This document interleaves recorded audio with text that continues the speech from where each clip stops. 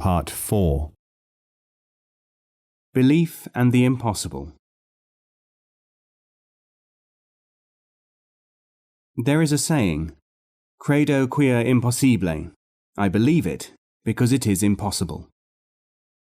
But if you make any study of people in a state of what they are pleased to call belief, you will find that you can usually best describe them by saying, I believe because I am impossible, or even, my belief has made me impossible. Why he was chosen. The disciple of a dervish master, whose name resounded from one end of Islam to the other, one day visited the Grand Sheikh of Khorasan. I have been honoured by my acceptance as a pupil, he said, singled out from among the hundreds who approach my master every day and yet are sent away. My dear brother, said the Grand Sheikh, I will try to further your education by giving you a piece of essential information. You were chosen because of being in the greatest need of teaching, not because of qualities greater than those of the other applicants. New names. People rename things and even other people. This makes them think that they are different from what they were before. Let us take a neutral example. Have you noticed how even at present the majority of buildings are made of mud, but people will not have it that they live in mud houses? Every home is also an imitation of a cave, but we do not think much of cave dwellers, so they are called houses. The dervishes from the other world. 3 dervishes returned from the other world. People, understanding that they had become altered and wanting to follow their path, asked what had helped them. Peas pudding, said the first. The Book of Wisdom, said the second. Following a certain man alone, said the third. Some people thought that they were mad. Some thought that they were deliberately speaking in riddles. Some thought that this or that way was the one to follow. In reality, however, each had benefited from his own capacity and needs, in accordance with certain patterns which are only known to the men of greatest wisdom. Clever and profound. Statements which are merely clever and which have no development potential are often imagined to be profound because they look or sound attractive. And profound remarks which have indeed got development potential are as often deemed to be no more than clever. The reason. The cat said, What funny faces mice have. That's why I have to destroy them. Epoch-making. People who find it necessary to describe their activity as epoch-making are more often than not deluded. They try to make epochs because in this way their own importance will be created or increased in the minds of others. What really counts is effect, not size, nor noise, nor personalities, not even a sense of the colossal. Permanence. Someone quoted the proverb, Nothing violent is permanent. What a nice hope. I am sure that everyone would agree with it. It seems a pity that the originator of this saying did not admit his hearers further into his wisdom by giving an example of something which is permanent. The toads in the castle.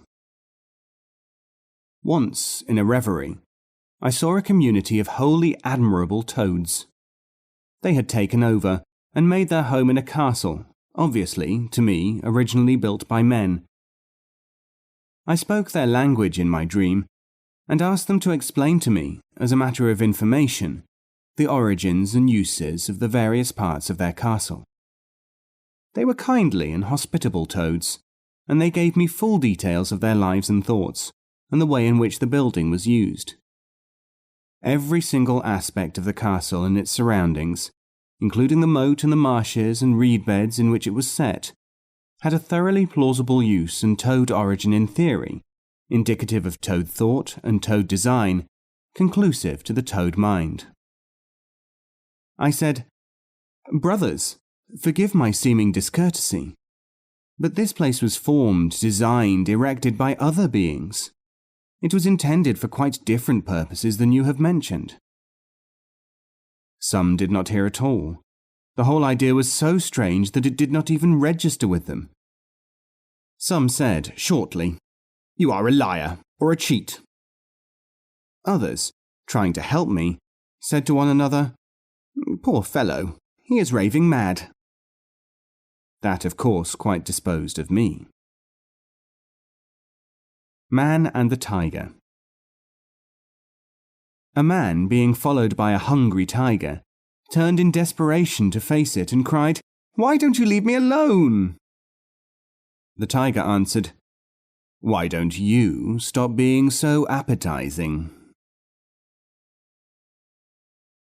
Thinking and knowing. People think that they think things, and they also think that they know things. They could usefully give some attention to the question of whether they know what they think, and know what they think they know. Teachers and students. People often say, "I must find a teacher who knows all." Some, at least, of such teachers have started by learning wisdom from the ignorant, as some learn conduct from the ill-mannered.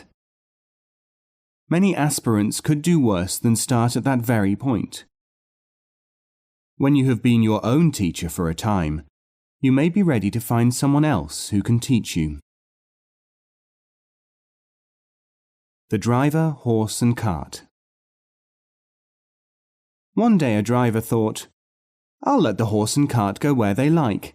Maybe I am trying too hard to be the man in control." All went well for a time, since the horse took the cart on its accustomed route. But when the driver willed it to go another way, nothing happened. "I need more willpower and less discipline," said the man to himself. One day the horse thought, "Why should I obey?" And he started to pull the cart as and when and where he wanted to do so. The man sold him to someone who kept him on a very short leash indeed. Yet another time the cart thought, "I will assert my independence. At times my wheels will go, at others I will make them stick. Sometimes I will creak, sometimes not. And I will loosen and contract my nails as and when I feel like it." The cart, pronounced unreliable, was chopped up for firewood. Who cares? It is not only a matter of not caring who knows. It is also a matter of knowing who cares. 3 wishes. A man, after many years of study and effort, found out how to gain power over spirits. He conjured a jinn. The jinn gave him 3 wishes. He immediately wished for money.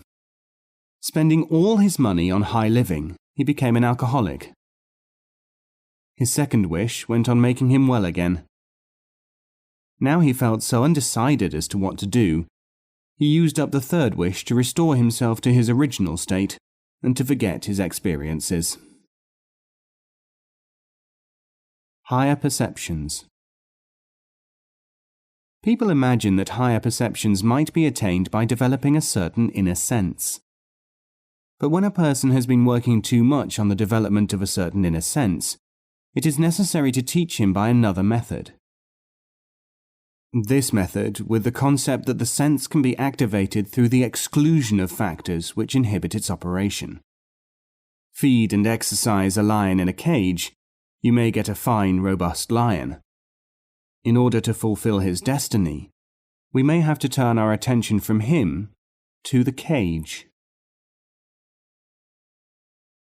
The donkey and the cactus. A donkey was chewing some cactus. A dog came along and said, "What are you eating?" "The most delicious of food," said the donkey. The dog took a bite at it. "You treacherous wretch," he cried. "You have deliberately misled me, and now my mouth is full of spines. The taste of this abominable vegetable is nothing like the juicy meat which I was thinking about." Positive and negative. The way in which a statement is phrased is not what makes it positive or negative. It is positive or negative in accordance with its significance, not its appearance. A no, which is constructive, is far better than a yes, which is not. Because no is something which people don't like because of having heard it often in their childhood, they tend to behave as if it was something bad, that is to say, unpleasing to them.